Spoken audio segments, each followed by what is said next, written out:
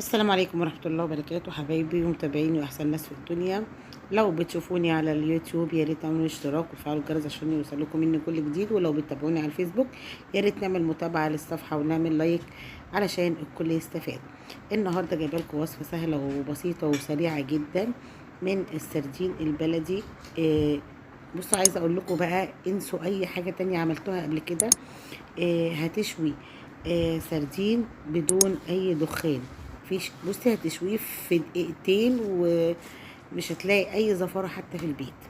اول حاجة كده انا معايا وصفتين ان شاء الله هنعملهم النهاردة وهنبدأ على طول الفيديو. اول حاجة احنا هنجيب السردين زي ما انتم شايفين كده، هنضفه وهنشيل الشوكة اللي هي في البوزة من بتاعة البطن، وهنشيل الراس كده، والقشر بيطلع بكل سهوله بصبعك كده، لانك انت لو عملتيه باي آلة حاده هينجرح منك، مش هيتهري بمعنى صح.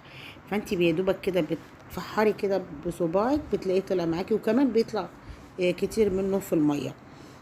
فهتبقى سهله جدا جدا وانت بتنضفيه.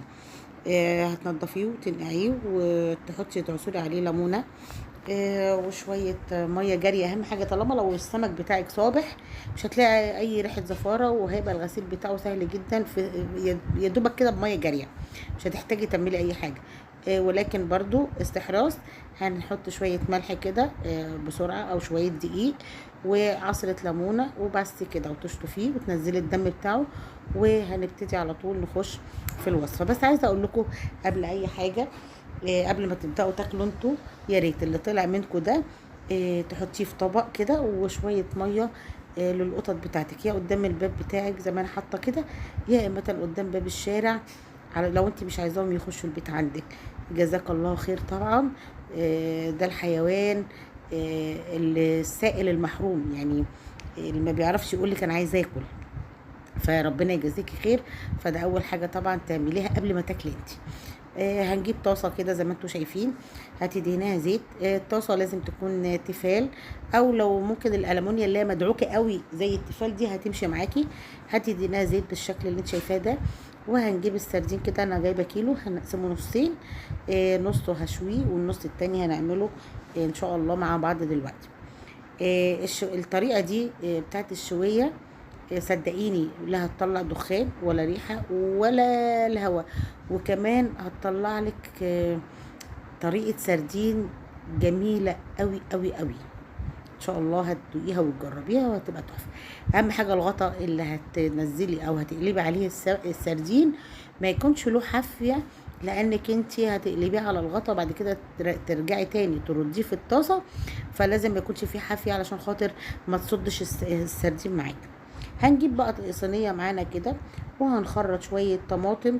هنجيب طماطميه كده نخرطها خرط رفيعه، وقرن فلفل وكم فص ثوم، وهنجيب ليمون كده نقطعه شرايح، وكمان والتوابل طبعا احنا هنرص بالطريقه اللي انتم شايفينها دي. وهنحط بقى عليها ايه، هنحط حبه الاول في القاعده والباقي هنحطه على الوش. عايزه اقول لكم ان انا بتبل الاول الفلفل والطماطم والثوم وكده، بتبلهم قبل ما احطهم في قلب السردين عشان يتبل السردينه نفسها كمان، وبرش كمان على السردين. عايزه اقول لكم التوابل اللي في البرطمان دي او في العلبه دي فيها كمون وفيها كزبره وفيها ملح وفيها شطه. مش هنعوز اي حاجه تانية بقى، خلاص احنا حطينا كل الحاجه اللي احنا عايزينها. انا حطاها كده ببرطمان، بتنفعني في اي اوقات صعبه بدل ما كل شويه اجيب برطمان عشان افضي منه حبه. لا انا حطاهم كلهم في علبه واحده كده، والحمد لله بينفعوني قوي. بعد ما رصينا زي ما انتم شايفين كده الطماطم والفلفل والحاجه، هنحط الباقي كله، بس بعصر الاول ليمونتين كده على السردين، وبعد كده هنرص شرايح الليمون على وش الصينيه، وهندخلها الفرن ان شاء الله. مش هتاخد مننا وقت برضو، يعني كل الاكله، يعني انا دلوقتي بكلمكم وبرص الصينيه والطاسه على البوتاجاز. وممكن تعملي الصينيه دي برضو على البوتاجاز، مش لازم في الفرن، يعني مش لازم، مش عايزه تحمري الوش مش لازم تدخلها في الفرن. هنحط بقى على الوش كده شويه زيت علشان خاطر طبعا هي اللي هتسوي معانا الزيت والطماطم والخضار، هما اللي هيسووا معانا السردين بتاعنا. تعالوا بقى نشوف السردين التاني اهو، زي ما انتم شايفين كده هو خلاص استوى الحمد لله من تحت. هنقلبه بقى على الصينيه دي، وهنرجع ندهن الطاسه زيت، يعني هتدهنيها بس بالفرشه، مش تحطي زيت كتير ولا حاجه. وبعد كده شفتوا ده اللي انا اقصده، ان انت لما تيجي تنزلي في الطاسه كده الحافيه بتاعه الغدا ما تحش السردين وهو بينزل. هنظبطه تاني كده عشان كل السردين ياخد معانا، يستوي معانا وياخد اللون اللي انتوا شايفينه الجميل ده.